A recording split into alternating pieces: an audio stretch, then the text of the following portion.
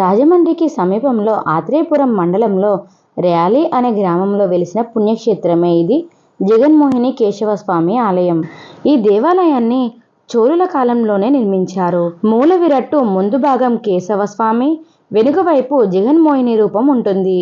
స్వామి పాదాల చింత నిత్యం జలం వస్తూనే ఉంటుంది, తీసిన కొద్దీ వస్తూనే ఉంటుంది.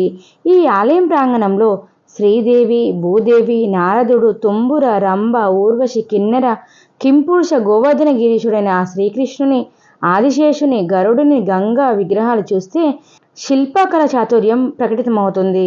5 అడుగుల ఎత్తు, 3 అడుగుల వెడల్పు గల శ్రీ జగన్మోహిని కేశవస్వామి వారి శాలిగ్రామ విగ్రహం శ్రీ మహావిష్ణువు ప్రత్యేక స్వరూపం.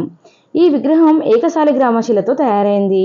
విగ్రహం ముందు వైపు విష్ణువు కేశవస్వామి, వెనుక వైపున జగన్మోహిని రూపంలో ఉన్నాడు. స్థల పురాణం ప్రకారం, శ్రీమద్ భగవద్గీత ఇతిహాసం ప్రకారం క్షీరసాగర మదన సమయంలో అమృతం ఉద్భవించినప్పుడు, దేవతలు రాక్షసులు పోరాడుతున్నప్పుడు శ్రీ మహావిష్ణువు లోక కళ్యాణార్థం జగన్మోహిని అవతారాన్ని ఎత్తి దేవతలకు అమృతాన్ని అందిస్తాడు.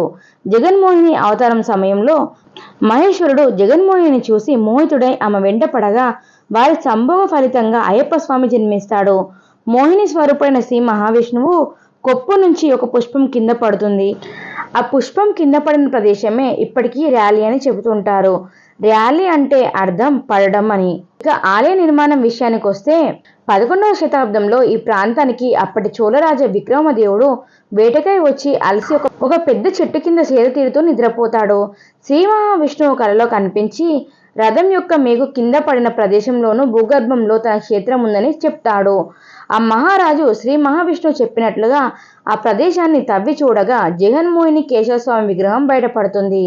అక్కడ ఆ మహారాజు ఒక దేవాలయాన్ని నిర్మిస్తాడు.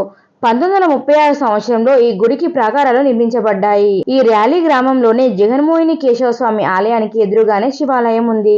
శ్రీ మహావిష్ణువు తూర్పు వైపు ఉండగా ఆయనకు ఎదురుగా శ్రీ మహేశ్వరుడు పశ్చిమ ముఖమై ఉన్నాడు. శివలింగాన్ని బ్రహ్మ కమండలం చేత పావనం చేయబడినందున ఉమా కమండలేశ్వరుడు అని పిలుస్తారు.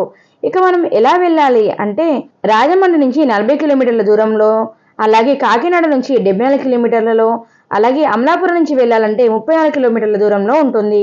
మీకు ఇన్ఫర్మేషన్ ఎలా అనిపించింది ఏంటి అని కింద కామెంట్ చేయండి. ఇలాంటి ఇంకా మంచి మంచి దేవాలయాల గురించి మీతో షేర్ చేస్తూనే ఉంటాను. వీడియో నచ్చితే మాత్రం తప్పకుండా లైక్ చేయండి. ఎవరైనా మన ఛానల్ కొత్తగా చూస్తుంటే మాత్రం తప్పకుండా సబ్స్క్రైబ్ చేసుకోండి. పక్కనే బెల్ ఐకాన్ ఉంది కదా, అది క్లిక్ చేస్తే వీడియో అప్లోడ్ చేసిన వెంటనే